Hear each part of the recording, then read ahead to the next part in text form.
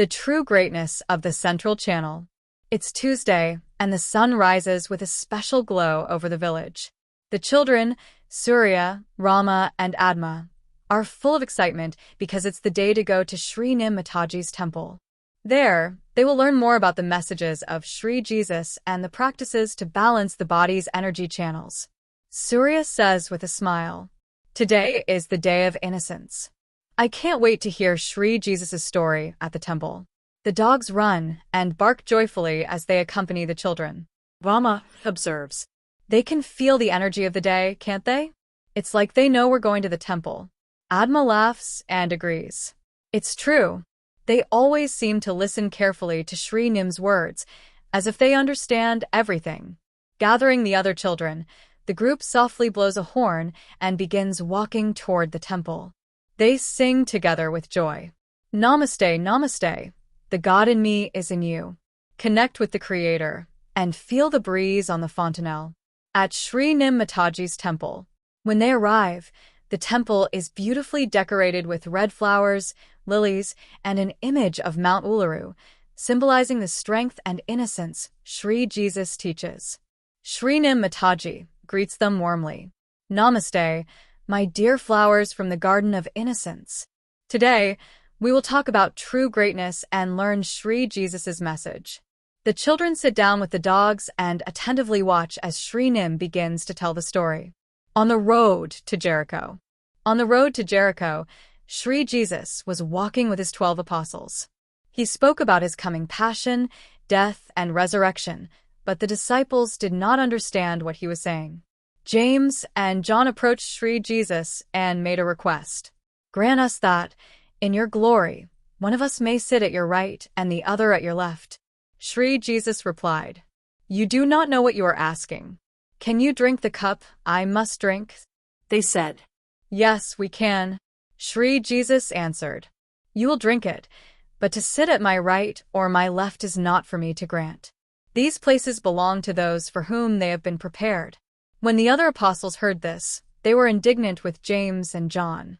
Shri Jesus called them together and said, "Whoever wants to be the greatest among you must be the servant of all. For the Son of Man did not come to be served but to serve and give his life as a ransom for many." Shri Mataji pauses and asks, "Do you understand what Shri Jesus was teaching?" Surya enthusiastically responds, "He's saying that true greatness is to serve, not to want to be the greatest." Mataji smiles. "Exactly, Surya." Shri Jesus also said that to enter the kingdom of heaven, one must be as innocent as a child. He speaks of the central channel, the path of innocence, where attention is in balance. The body's energy channels.